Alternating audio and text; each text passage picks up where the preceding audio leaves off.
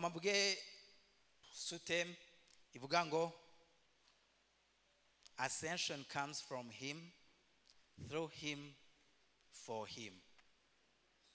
Kandi bisigure gushigwa hejuru biva ku Mana, biciye ku Mana kandi kubw'Imana nyene.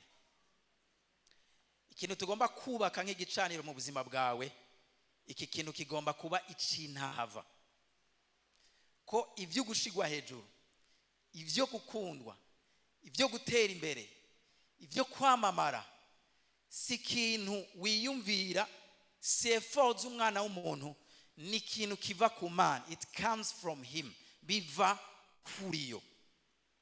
Abaroma igice ca 11:36 n'Abikolosayi 1:16 umurongo wa 17. Nihute cyane kuko byose biva muri we kandi bizanwa nawe kandi byamuremewe, icyubahiro kibiciwe ibihe bidashira. Amen. Muvuge amen imeze neza. Muvuge amen imeze neza. Cyambere ngomba kuvuga dolui canke from him. Ibyo gushigwa hejuru ngoma ndabarira ikintu kimwe. Imana niyo soko ry'intebe, ry'icubahiro, ry'ibibanza, ryaha abantu bagera. Nagiye gusanga muri buno buzima hari abantu benshi baruha bariko baragwana n'abantu, bariko baragerageza ama effort y'umwana w'umuntu konsumengo barigije Imana. Ariko ibijanye n'ibibanza, ibijanye no kuja imbere, gikwiye kuba motivation. Urabizi ama connection ni meza, kumenyana n'abantu arakenewe ama connection. Mugabo connection zonyene zitarimo gutahura ko biva ku Mana, umuntu araruha cyane. Nagiye gusanga nibikomere abantu benshi bagira, nibikomere biva ku kwitega ivyo abantu babakorera. Ugomba kuba umuntu akomereka gake, uzireke kwitega ivyo abantu bagukorera. Umenye kw'ibyawe, oh my God, biva kuhoraho. Imana idahisemwo kugura amaso umuntu, urambara ipantaro itobotse bakayibona, mugabo ndakibona sindagifata, naco bagikorako. Ni inama gusa, tuje inama. Hewe ujya muri ipantaro yamuhezeko, okay, nindaza gukora, nta numwe yakoze. Mwese yumvira ngo naka yabikoze, nta numwe yabikoze. It comes from him. Nabonye abantu baruha bagwana barondera ibibanza basekana, bimwe bimwe ndabivuga kuri point ya 3. Ariko ikintu cambere, bwira umutima wawe uti ruhuka. Ibijanye no kuja imbere kwanje, ibijanye no kuduzwa kwanje, ni gikorwa kiva ku Mana. Kandi kuko kiva ku Mana, nta wundi abifisemo uruhara ngo avyugare, kandi biva ku Mana. Kuko niyo yugurura ntihagire uhagarara ngo yugare, ni nayo yugara ntihagire uwugurura.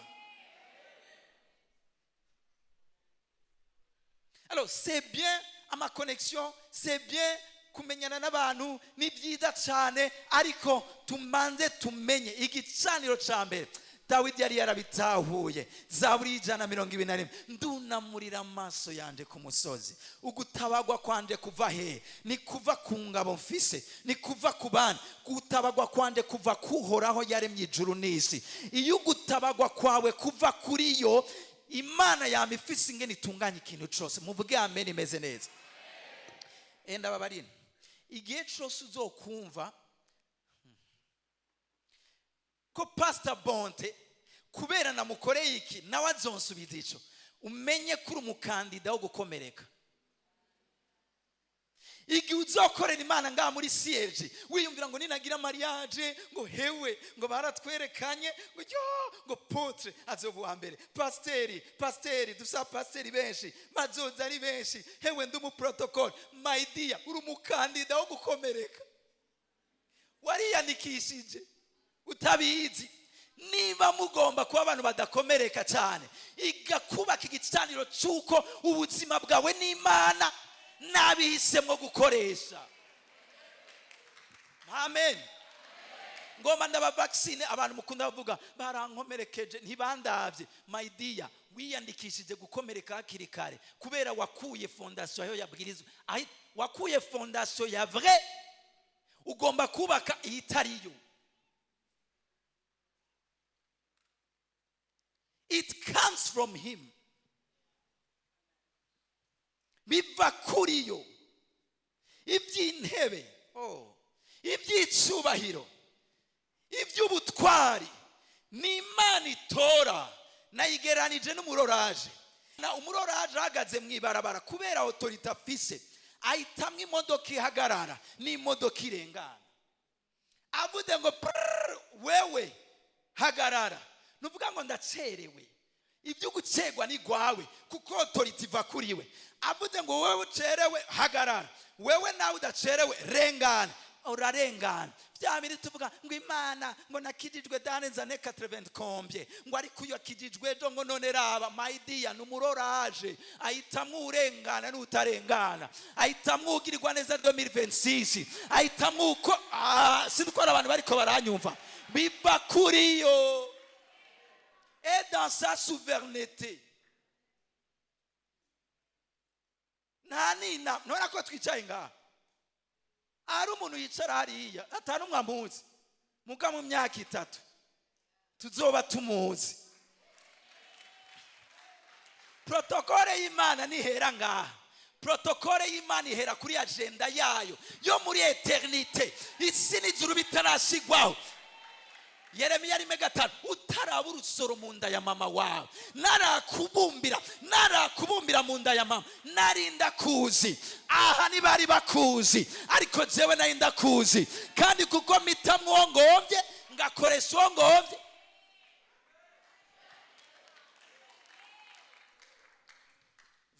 Pourquoi nzorushiza kwipendekeza ku Mana, ndayihebizu ndayiyambire ndayisenge ndayikunde nguma ndayisenga. Ndagusabye umpezageze kugukunda, ndagusabye umpezageze kukwegera, ndagusabye umpezageze kwama ndushiza kubika ibebe cawe, ndarushiza nsumwi kubera iki? It comes from him.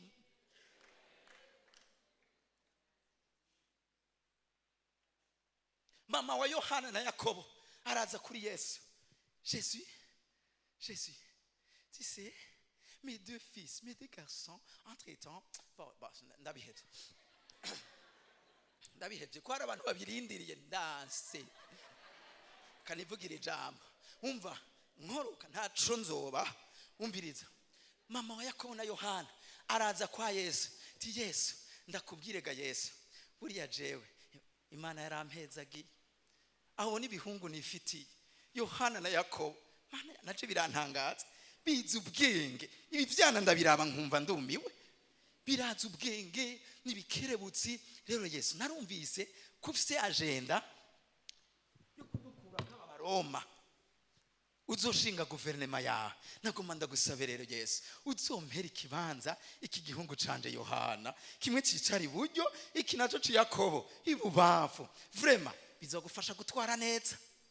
Yesu arahindukira ati sha ma, muriteguye kunywera kigiko kwera iby'ibibanza birasaba n'ikiguzi. Hari igikombe cyo kunywerako.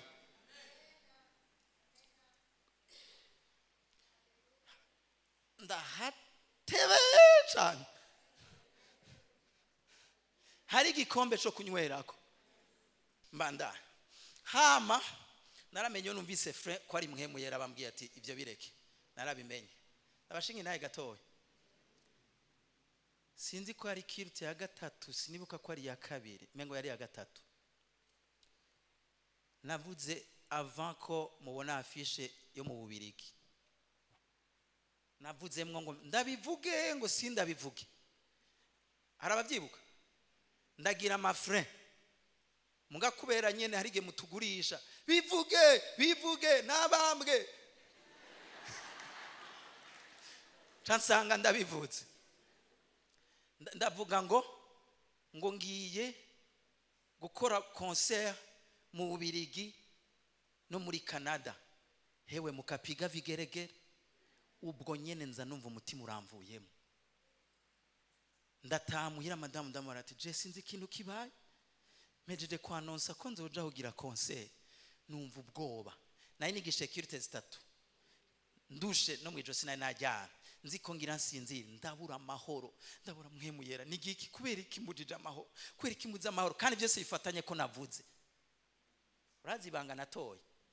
Bari banyandikiye muri ambassade ko mon visa a été accordé nzane tike na hotel muga ntarayikora ngaha ntarayifata passport muri iyo somene nyene niho ndaja kuyitora ngiye nsanga ngo visa yawe yabaye office hajya ntavyo mwamenye afishe yasohotse hari gere mubona hano guza ngo hari igikombe ukwezi kwa gatatu kwambereye umwaka ibiri wasohoye afishe wamobilije ibintu yari na hariya visa hofi hacaba kubwira ati papa canda tahura kubera iki Yosefu yagiye kuvuga ivy'indoto bagaca batangura kumunigagura ni kwera defo ari amakuru yo kutavuga. Il faut suivre le Saint-Esprit kumenya ivyo uvuga n'ivyo utavuga. Gushikubara amatemonyage ntaremererwa no kuvuga sinzi n'igituma ibintu Imana iba yakoze. Ukwezi kwa gatatu hacaba mana jewe December iba nari narumvise ikintu ko ari uyu mwanya wo kugira concert none ibi bintu bibaye nebikigamana amakuru asumira nabajije minimum ni 15 jours ngaha dose bacayirungika mu Bubirigi bakwebwa ko ari 45 jours kugira ngo wishuze total ni 2 mois nasoye affiche yo bantu Imana sinobivuga hariya amahera ya sale ya mbere nari gufata mwemu yambwiye ko numsanyemeza ko ari nto natanze avance ayo yahezeyo iyindi bariko dusaba 60% kandi barashobora kuyitanga wasohoye afishe sare wagira ufate ya kabiri bashobora kuyitanga bari kuri menace katimana hahandi rero nazigamwe n'ijambo ariko hari Imana ikubwira ijambo ati Imana oya sinkene ico gusa mbwira bazi turihe kwe yumvire kuri ha 60% ntayo ndababarira nakasa muto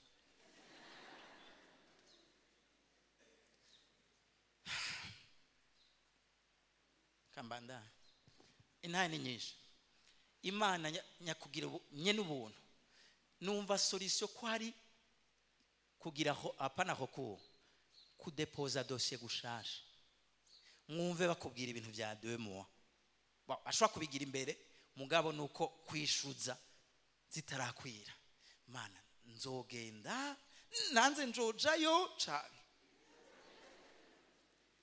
yari calvaire quand même ndasenga kugira menye ni satana hagaritse canke ni wewe utabigomba ndaronka confirmation ko ari wa wundi mu expert mu gutoba ti kwari ivyo ivi sasa ni ombi en français en langue en anglais washi tutapigana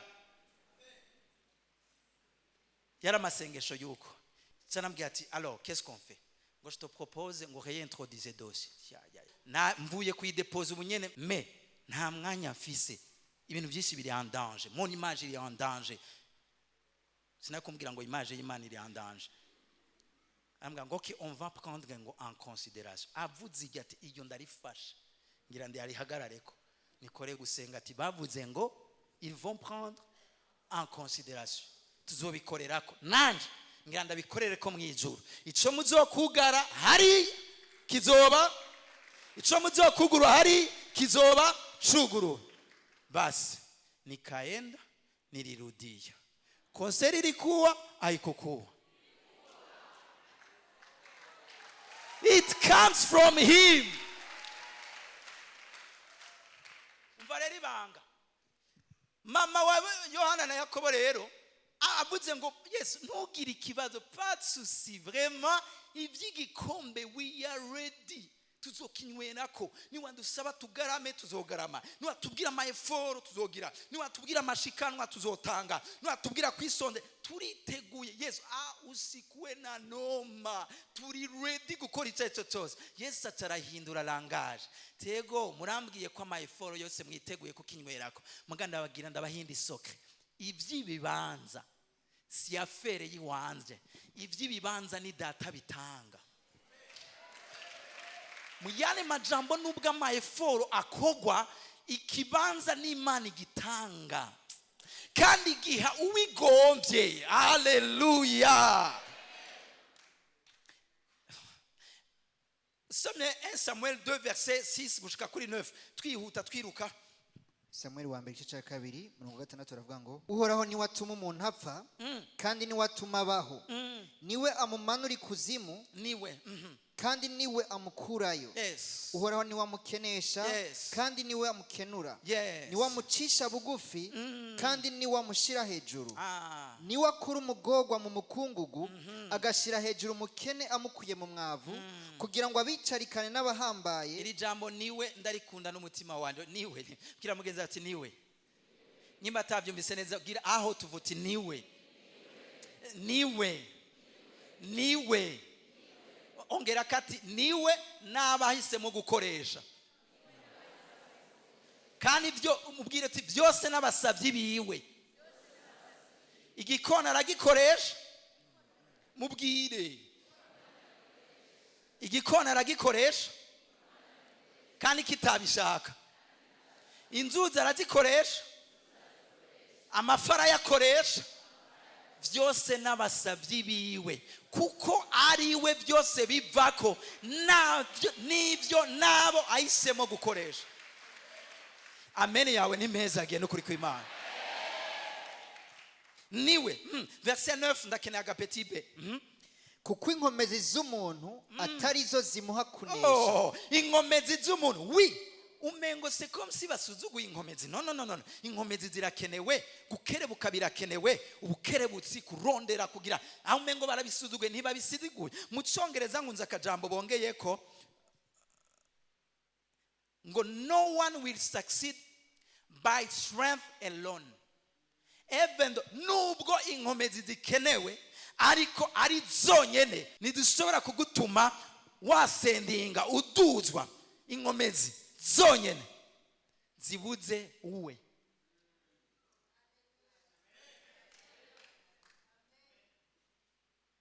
Psalm 75 verset 6. Promotion doesn't come. 75 verset 6 na verset 7. Kuko gushigwa hejuru kudaturuka hehe? Iburasirazuba canke iburengera zuba canke mu bugaragwa bwo ku misozi. Umva batangwe kuvuga ibibanza. Gushigwa hejuru ntikuva mu milieu géographique. Amen. Nubwo afise umutwaro wo kujayo ari benshi. Promotion doesn't come from Canada. Promotion doesn't come from Belgium. Gushigwa hejuru babanje kuvuga ibibanza ni kuva ku kibanza ugiyemo. Ni kuva ahantu kanaka niva kuva undi muntu. Set. Ariko Imana niyo mucamanza. Icisha umwe bugufi igashira uwundi hejuru. Nibijanye nuko ni Imana idesida ninde yinjira mu ndege, ninde yinjira muri train, ninde yinjira mu modoka, ninde yorukira kujya gatatu, ninde yorukira kuri zone, ninde yorukira mu kinanira, ninde ni desida. Muri runo rugendo turimwo ninde desida ugenda rururuka ugenda nushika hariya. Ico gituma haba amahoro. Cakabiri kubw'umwanya. Cakabiri mwumvise cyambere c'est de lui, biva kuri we. It comes from him. Cakabiri through him. Bica muri we. Iki Imana iyo yabaye la source y'ikintu ikiba nyene kugishigikira kukizigama kugira ngo gishike ku mpera yacu. Ni kuvuga ngo hari gihe ivy'Imana yatanguye biba biremereye ukumva umengo biragenda gute. Imana ikazana iciyumvira, genda utangure iki, genda utangure kajya kazi, genda utangure ijya business, genda utangure kijya gikorwa, genda utangure kuvuga uku, genda ugire gutya ana. Mugabo wagerageza ibindi bintu byose kandi byavuye kuri yo ukabona nta kintu na kimwe kiriko kiremezanya, nta kiboneka cemezanya nawe ko ivyo bintu bivuye ku Mana. Nagira ndabayibanga.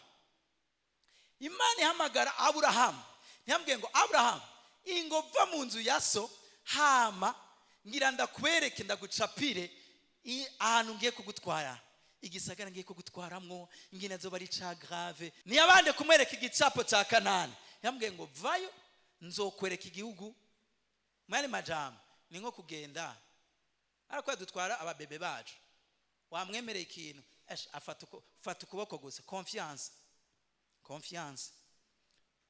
Confiance niyo Aburahamu yamutunze. Girira confiance Imana. Na Isaka igihe yaragiye kugashikana yagiriye confiance Imana, agiye kumutanga ko ari Imana ishobora kuzura n'abapfuye. Ehera aragatwara, karamubaza ati none ikimazi kiri he? Ko mbona inkwi, ko mbona umuriro, ikimazi kiri he? Aburahamu ati muri no rugendo n'Imana confiance ni konta, uhoraho ari bwironkere. Aramutwara confiance, aca arabona ico Imana ari yavuze, umwana ntiyapfa. Muri no rugendo ivyitanguje Abafilipi 1:6, ndagakunda mu Congereza 1:6. Abafilipi shaka gatangura gusa, sino ni verset tuzi yatanguje. Abafilipi 1:6, kandi ico nizigiye ntakekeranye. I'm certain that God, I'm certain,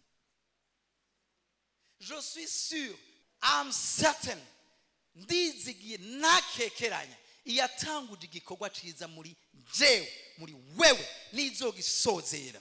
Imana ishimwe cyane, niyo iza kwapuya ivyo iba yatanguje. Iyi Imana iri kiragira, mwibuke histoire ya Maria. Maria Imana iramugendera iramubwira ati Maria ugiye kuvyara umwana w'umuhungu. Maria caravuga ati mw'izina rya Yesu, imwemu mbi, mwemu y'ubusambanyi. Ti umumarayika ati ntamwe reka kunyirukana, ni je n'umumarayika uhora. Navuze ko ugiye kuvyara. Ati hoya nyimbura umumarayika w'Imana wari kumenya ko jewe nakowe ntaragira mariage. Rero umbwiye umwana ushatse kuvuga iki? Ni mwemu y'ubusambanyi, ugoma sambana. Oya nakubariye kugiye kuvyara umwana w'umuhungu. Maria aravuga ati okay, nemba uruvuye ku Mana ivyo bizogenda gute? Inyishu yamuhaye sha mazi imisi numva shaka kuvuga mwemu yera, nubu nagwanye tu nivyo naguma ngo Maria mareka ramura ati Maria afere y'iki kintu kigira kibe si afere ya logique, si afere ya strategie z'umuntu, si afere y'umuntu. Afere igiribe ni afere yuko ngomba gucanganya Satani, kuko yagumye irindiriye kuva mu itanguriro ko hazovuka umuhungu, abirindiriye muri voie normale umugabo n'umugore bahuye. Je ngomba kumwereka ko tutangana. Hama mugabo mu gikorwa ngomba gukora misi yose nkeneye ego y'umuntu. None Maria uragomba dukorane canke ndondera uwundi? Maria arafise doye kuvuga ati ekada, ariko akivuga ngo ego. Yamubwiye ngo iyo afere igiribe ntugire ikibazo cingene bizogenda, ubushobozi bwa mwemu yera buzogutera igitutu. Mu yani majambo, si kubw'inkomezi zawe, si kubw'ubushobozi bwawe, ariko ni kubwa mwemu w'Imana. Meserza nagira ndababarira, nizi afere z'ishengero mwemu yera atari ku ngoma, ishengero rirashobora kuba association. Mwemu yera gusa yigigweyo ntasigara ari honoré, exalté, adoré, yubawe, ahabwe igitinyiro. Adahawe ishengero rirashobora kuba nka centre y'abapsikologe yo kuza gutwenza abantu, yo kuza kuremesha no kudigadiga. Mwemu yera ariko iyo ari lo parrain. Haleluya. Ndakuriye ijambo ry'Imana kuravuga ngo ishengero rya mbere riri assiste na mwemu yera riragwira kandi rigira impact.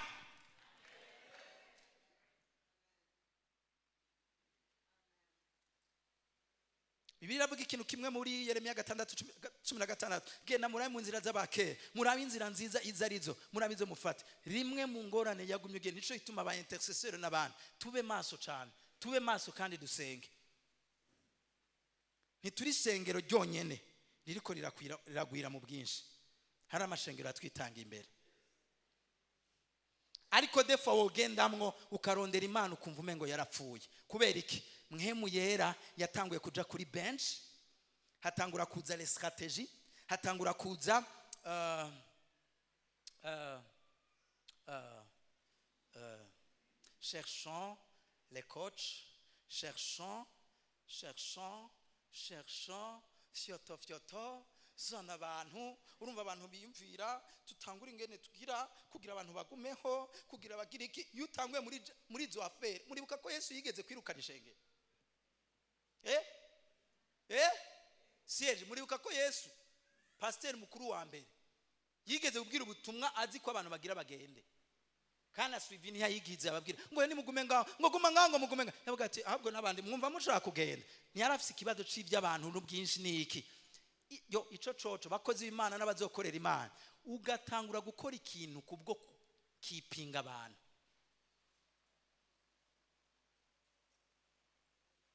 Ndabatera gakuru himirije basha nabwiye imana, none mana ndaja mu biharuro, yumvire wangu ntacira inzobikata. Man, uri kurambonera frere kubuntu ane hope ngomba kwikino neje singomba kujya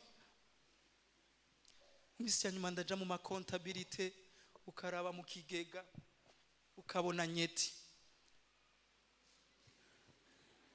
Umva hamwe bavuga ati nasha ntanga ama invitation ngaha hagira abantu bazo, Imana ikakubwira ati silence, ndaruha ndumva umutwe ugira umere gutya ahanyu sabe musumwe ndahanu ushaka kwera muhemu yera bien sûr.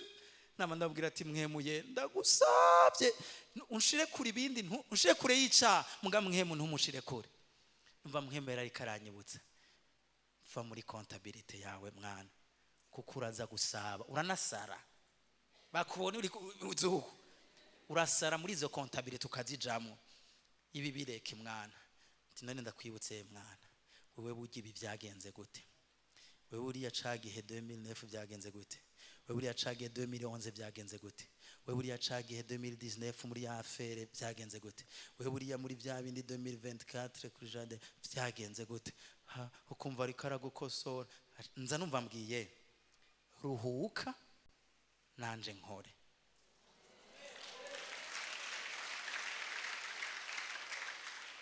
Nari nsigaye nsenga nk'umu Al-Qaida, aho mbonye ata modoka nyinshi hari na parking muri ville. Umunsi nabyukana muri Asiatique ndo ahantu hatacu ruja n'uruza, ndarira irikiranye explica comptabilité yayo, ndego ndateze urutwe mena.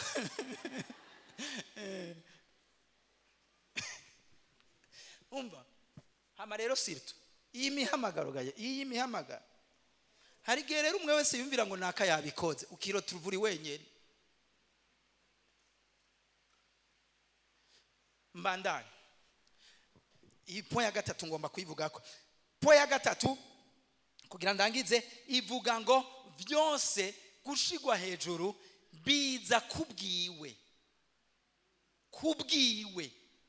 Ça c'est très très important. Mes chers amis, shengero ry'Imana, vyose Imana iduha tugomba kwama turiko turacekinga, turaverifya, turasuzuma ko byose ari pour sa gloire. Icyakabiri gikomeye nk'abazobibazwa, ngomba mbaze ishengero, mbega muracizera ko Yesu azoza? Mbega muracizera ko azocira urubanza? Ndasubiye mu nyishure, muracizera ko Yesu azoza azosuzuma ibikorwa byose twakoze hama kabijya? Mwari mubizi ko atazocira urubanza ibikorwa byakozwe ahabona gusa, ariko hari n'ibikorwa bitabonetse kuri we byakozwe. Je crois pas ko abantu bacizera ico kintu. Kuvyizera biri kukana.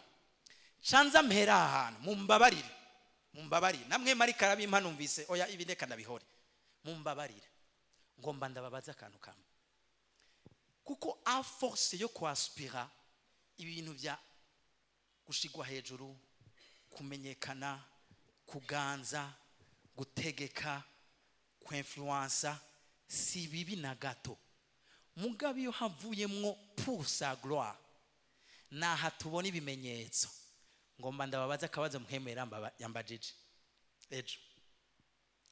Twama twidoga ngo abanyepolitike urumva ngo hamwe Imana yo duhangwa abakijijwe ngo abakijijwe. Ngomba ndababaze nuko mwemera numvise ambaza ti mbega hamwe amaposte yose politique économique yoja kabakizwa igihugu cyoca gitera imbere? Réponds-moi. Cyoca gitera imbere? Urazi ngene yaciye anyibutsa aranzungurutsa mu bintu byinshi. Twama tuvuga kandi Bibiliya nikivuga y'abagorotsi bagwiye baganje igihugu kiraba amahoro. Wari kabi y'abanyakibi baganje abantu bararuha baramererwa nabi. Numva mwema ari karansubiza kiki. Reka duhere mwishengero. D'où vient les combats? D'où vient les rivalités? D'où vient les kicks?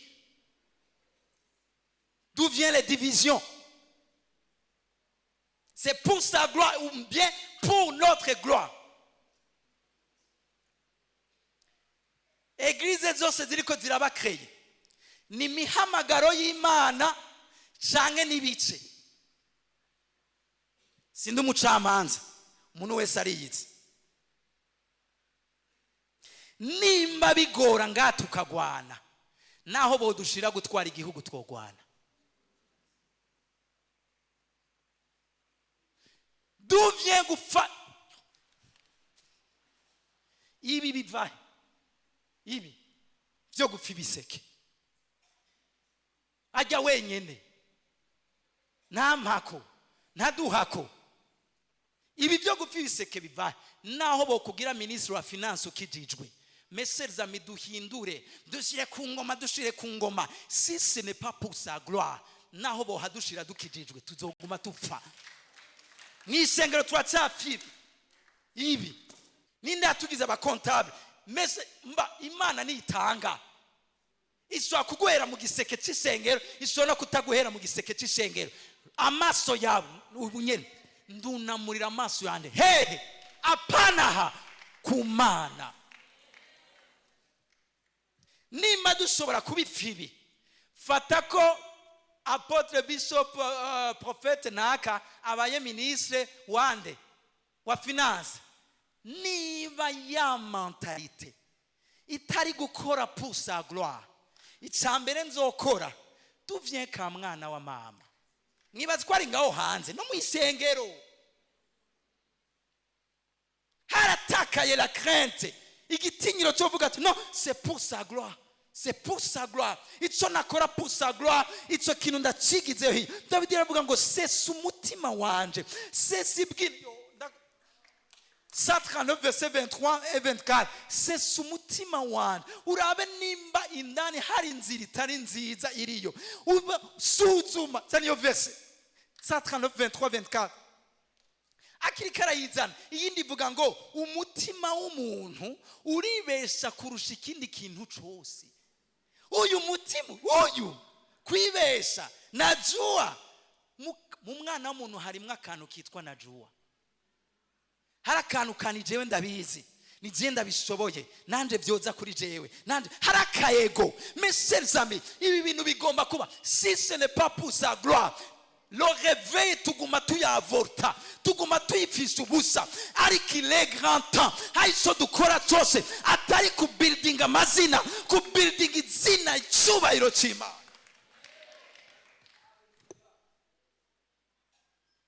Combien de personnes mu masengero bataramukanye mu gihe giheze twarabona kwihana abantu bakaza bakayambirana.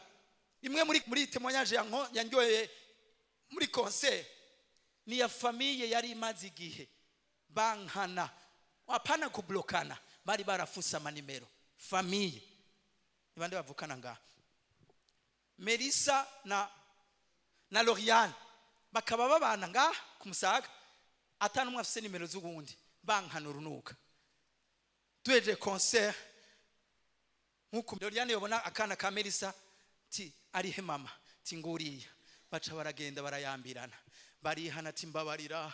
Kubera iki? Bari bagoswe n'urukundo rw'Imana. Barihana, barayambirana, yumvire muvukana, basubira guhana nimero zabo. Écoute, shaka mureka ayo masha. Shengero, ahantu Imana yagiye irakorera, apana kuri level ntoya, n'ahantu hagumye hamonta igitinyiro, n'ahantu hagumye hamota gutinya Imana no kubaha Imana no kurondera kuba amahoro. Ico kintu kihavuye mesherzami kirica kirazibira, kandi byose byama biva. Uri kurasoma ijambo ry'Imana ukabona Yakobo igice cya 4 umurongo wa mbere, nyaruka uza gusanga barabaza ikintu. Nyarutsa igice cya 4 umurongo wa mbere. Suzuma umenye umutima wanje, uncace umenye ivyumviro byanje. Ndaza kuyigarukako. Umviriza, muri mwebwe intambara ziva hehe? Mwumvirize, n'imitongano iva hehe? Mbega ntibiva apana mu bihimbara Imana, ntibiva mu bibahimbara bigwanira mu ngingo zanyu. Ahandi bavuga ngo don't they come from the evil desire. Ahandi bavuga ngo ntibiva mu ma ambition. Fise ambition yo bayefliwa, fise ambition yo gukora ibintu. Ibyo byifuzo byose byo kuba great ntibyari bibi, mugabe iyo bitari pour sa gloire, intambara niho ziva. Uri n'ugutwi yumva ico mwema bwira ishengero. Imana igomba nuko la gloire, annonce la gloire, annonce hari pour sa gloire, pour sa gloire, pour sa gloire, kubw'icubahiro ca message ahantu Imana yamiri à l'aise, yamigomba kwamirikira manifesto kubaho kwayo no gukora kwayo. Reka rero akamukandike, umva nyimba muzoyi Biblia mwacire nka code. Un des plus grands miracles ihari mu bakizwa muri iki gihe, kamvuge mu Kirundi, igitangaza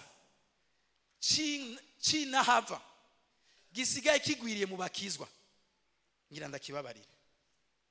Normalement murabizi ko ikintu biti gitangaza atari kintu cama kiboneka.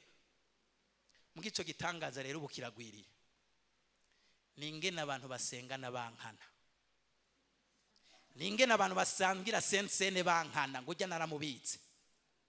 Ni miracle kuko hano mwemu yerari ico kintu wo mu rurazi wabwirizwa kuvaho. Imana idufashe, namze ngo Imana idufashe.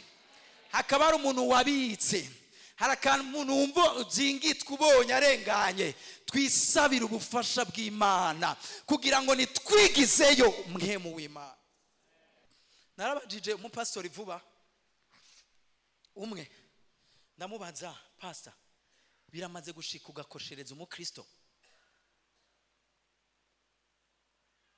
Bishop ambwira ati rimwe kabiri. Ati nivyo? Okay, waramusabye imbabazi? Ico kiragoye man, ico kiragoye. Ba pastori bagenzi banje n'abazohamagagwa, twebwe izofatira kuri menshi, twebwe izofatira kuri menshi, twebwe izofatira kuri menshi kuko yaduhaye kumenya. Nimba tuvuga pardon na pardon abwizwa kuza, nimba tuvuga urukundo twabwizwa natwe ko rutuzako tukisuzuma. Nimba ico tuvuga nco Imana ibanza twizoducira kuko yaduhaye kumenya ibikomeye. Ndamaze ati none nubwo byakabwizwa kumera pasi, ambwa ati shango biragoye. Messels ame imbere y'Imana twebwe bakoze b'Imana turi abana b'Imana. Imbere y'abantu turongoye turi ba pastor, turi ba bishop, mugi imbere y'Imana we still abana. Ibi ndabivuze nshatse kuvuga iki, n'abazodukurikirana bari kure, ni kugira ngo twame tuveya nk'abararirizi dusuzuma que tout est pour sa gloire. Uyu atanguye kumva hari kibanza dafise, ifo kwa kirondera. Aba Kristo ushaka ikibanza ifo kukirondera. Ikintu cyose turondera kitari pour sa gloire, turiko twitwera kuba aba enemy b'Imana. Ibi ndabivuze ndabyatagura uko mwema ari karama kubivuga. Turiko turasengera igihugu, igicapo cy'igihugu turiko turavuga dukeneye kigomba kubanza guhera mu ishengero. Nyimba uyu message birateye ubwoba, birateye ubwoba uyu munsi ko hatanguye no kwaduka iby'amazuru mu mashengero, aba n'abahutu aba n'abatutsi, bajya nabi wabo abajya nabi wacu. Ibyo bintu byinjiye ryari? Ni bimwe Bibiliya iri kiravuga, ikintu cyose kitari pour sa gloire kizana satani, kiremvita le diable. Byagenze gute amazuru aze mu isengero? Byagenze gute imigambwe ize mu isengero? Byagenze gute byaba mwana wa mama? Byagenze gute ngo wiwacu? Paulo deja ariko aravuga ngo umusaraba waje gukuraho amacakubiri y'ubwoko bwose. Ngo masenge kwera umwanya ngarukanira.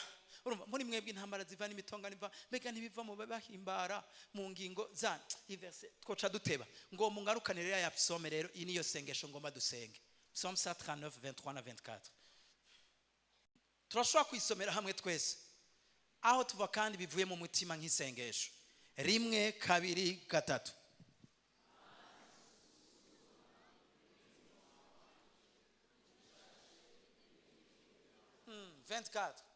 Urabe yuko hari inzira y'ibibi yoba iri muri jewe, undongorere mu nzira y'ibihe bidashira. Ndagomba turisubiremo nk'isengesho. Uri kurabivuga ubivuge cyane ariko nk'isengesho. 23 24. Subiramo 1 2 3. Mana suzuma umenye umutima wanje, nuncace umenye ivyumviro vyanje. 24.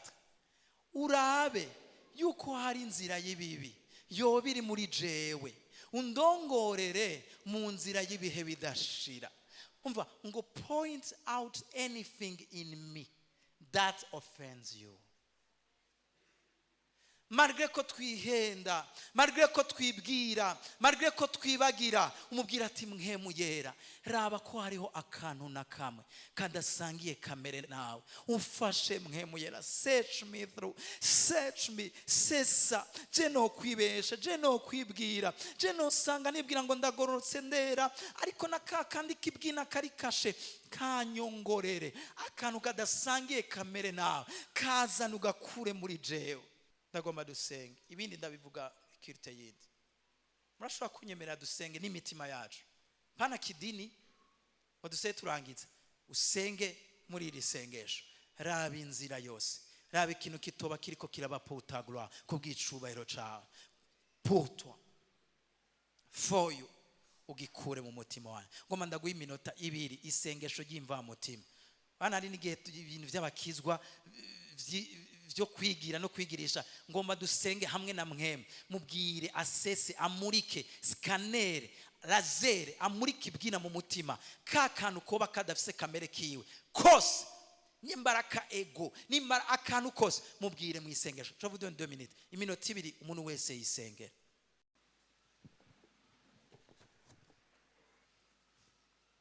Merci Saint-Esprit, merci Saint-Esprit. Kurikura sesi mitima. Seigneur, merci pour la repentance, merci pour la conversion, merci kukwihana guhindura ivyumviro, merci ku mutima mushasha, merci ku vyumviro bishasha.